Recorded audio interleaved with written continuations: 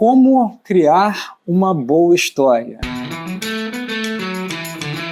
Bom, para criar uma boa história, você primeiro precisa entender o que é uma história e o que não é uma história. Eu dou um exemplo. Se eu perguntar para você como é que foi o seu dia, você vai me dizer assim: eu acordei cedo, eu tomei café da manhã. Aí você vai me contar o que você comeu no café da manhã. Nessa hora eu já vou ficar impaciente. Vou assim: não, cara, eu quero saber o que de fato aconteceu na sua manhã. E você vai me dizer assim: cara, mas aconteceu tanta coisa. E você vai continuar me relatando como foi a sua manhã. E o que eu quero dizer é que a gente não quer um relatório, a gente quer uma história. E o que é uma história? É quando você, num mar de informações, de um mar de eventos, um mar de coisas, você tem aquilo organizado, editado, estruturado, de forma que essa estrutura revela algo significativo para quem está ouvindo. Então, história é uma estrutura com uma mensagem significativa para a plateia. Isso é uma história. Agora, o que falar sobre o significado? Porque o que é importante para mim pode não ser importante para você. Isso é tudo muito subjetivo, né? E o que é relevante pode nem ser importante. Deixa eu explicar essa confusão. Uma piada, ela é relevante, mas ela não é de nada importante. Uma piada geralmente não tem importância nenhuma, mas por ter humor, ser engraçado, ela se torna interessante para quem está ouvindo. Então, de fato, ela tem um interesse, ela atrai um interesse.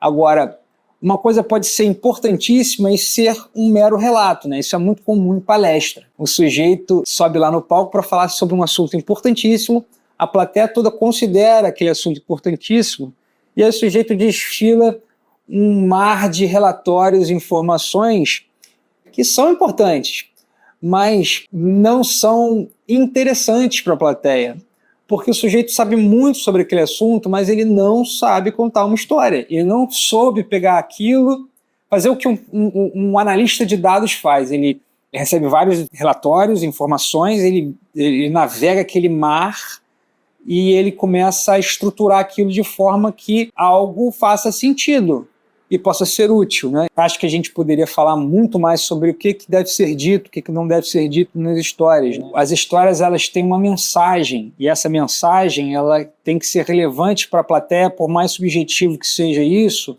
sempre há algo a se dizer. E esse algo a se dizer é matéria para muitos vídeos. Eu não vou me aprofundar nisso nesse momento, mas a gente pode entender a diferença entre o enredo e a mensagem, né? O enredo é o que de fato acontece na história. Já a mensagem é o que essa história quer dizer. Então, essa mensagem aí que tem que ser relevante. O enredo, ele está lá para ser estruturado de forma a revelar essa mensagem. Então, entenda, eu vou dar um exemplo para ficar mais fácil de entender. O Patinho Feio. O Patinho Feio não é uma história sobre patos. Se você quer ver uma história sobre patos, é melhor você ver o Discovery Channel. O enredo de Patinho Feio tem patos, mas a história não é sobre patos e a mensagem não é sobre patos. O que é relevante para você é a mensagem, não são necessariamente os patos. Me deixa aqui para o nosso último assunto, que é a estrutura. E o que eu tenho a dizer sobre estrutura é o seguinte: a estrutura narrativa ela é arquetípica. Ou seja, todos os teóricos de estrutura narrativa, eles estão mirando um único arquétipo. Mas eles têm várias formas para chegar lá. Ou seja, eles têm estruturas diferentes, nomes diferentes para as mesmas coisas, e eles todos estão tentando chegar na mesma estrutura arquetípica. Ou seja, todos os caminhos levam à mesma Roma. E isso também é assunto para vários vídeos. A gente poderia falar sobre várias formas de estruturar. Mas eu não vou deixar você na mão, porque eu sei que você veio aqui aprender. Então eu vou te dar a estrutura mais simples e mais fácil, que eu aprendi no manual de roteiro do Sid Field. Ele fala sobre roteiro de cinema, mas isso é válido para qualquer tipo de história. Vocês vão entender assim que eu começar a falar sobre isso. A estrutura em 3 atos é a mais simples e mais natural. Por quê? Porque toda história tem começo, meio e fim. Por que tem começo, meio e fim? Porque é assim que nós nos comunicamos enquanto ser humano. Se eu te perguntar de novo como foi a sua manhã, como foi o seu dia, você vai começar num começo, vai ter um meio, vai ter um fim. Ah, mas eu não quero fazer assim, eu quero ser criativo, eu não quero fazer história com começo, meio e fim. Eu não posso brigar com isso? Pode brigar com isso. Você pode começar a história do meio. Tem histórias que começam até quase que do final da história, você muda a ordem das coisas, mas o começo, o meio e o fim estão lá. É muito difícil você fazer uma história que não tem um começo, um meio e um fim. Essa é uma briga ingrata. Eu acho que se você for entrar nessa briga, você vai perder. Então vem comigo. Primeiro ato é o começo. O que tem no primeiro ato? Bom, no primeiro ato você vai apresentar os personagens e a situação em que eles se encontram. O dado importante aqui é que no primeiro ato, essa situação na qual os personagens se encontram, essa situação ela é estável. Não que não tenha conflito nem tensão nessa situação. Eles podem e devem estar lá, mas eles estão equilibrados. Ou seja, você tem a impressão de que aquela situação deve permanecer assim perene, vai ficar do jeito que está durante muito tempo. Essa impressão que você vai ter, até que acontece uma coisa que o Sid Field chamou de plot point, ou ponto de virada. É uma reviravolta. E o que é essa reviravolta? Acontece um evento, um fato, o personagem faz alguma coisa acontece para que essa estabilidade da situação inicial se desequilibre, fique instável o negócio. Acontece um negócio que você vê de cara, bom, agora tudo vai mudar, e é isso que vai chamar a tua atenção. Você vai falar assim, agora eu quero ver o que vai acontecer, porque desestabilizou. É importante notar que, na teoria lá do Sid Field, o segundo ato, ele é a metade da história, porque, na verdade, é a história em si, é o segundo ato. O primeiro e o terceiro ato, eles têm cada um quarto da história. E, modernamente, esse primeiro e esse terceiro ato eles estão sendo cada vez mais encurtados, porque o que chama a atenção de quem está ouvindo, o que prende a atenção é justamente o ponto de virada. O que você está esperando é o ponto de virada.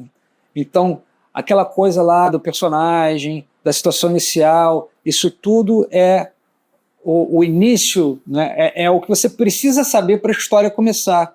E quanto mais tempo você demora nesse primeiro ato, é mais tempo que a sua plateia está se dedicando à sua história, e é bom que a entrega seja boa, porque eu estou aqui já há meia hora e essa história não começou. A história só começa de verdade no segundo ato. Então, o que é o segundo ato? Aconteceu a reviravolta, a situação se desestabilizou, e aí os personagens eles vão começar a reagir a isso. E aí eles vão tomar um passo que vai levar a uma nova situação, que vai levar a uma nova reação, que vai levar a uma nova dificuldade, e essa coisa pode ir escalando. Se tem um risco envolvido, a cada passo, a cada nova situação, o risco vai aumentando. Isso vai se desenrolando, e isso é a história. Até que acontece um novo plot point, um novo ponto de virada. Uma nova reviravolta. E nesse caso, ela marca o fim do segundo ato e o início do terceiro ato. E o que é esse segundo plot point? Ele é o inverso do primeiro plot point. Acontece alguma coisa, o personagem faz alguma coisa conquistada para que a situação que está desequilibrada e conflituosa se estabilize, permita um novo equilíbrio. Então, o segundo plot point ele indica que, bom, agora que isso aconteceu, a coisa vai equilibrar. Agora equilibrou, agora vai estabilizar depois disso. E aí o terceiro ato é a conclusão, é a resolução, né?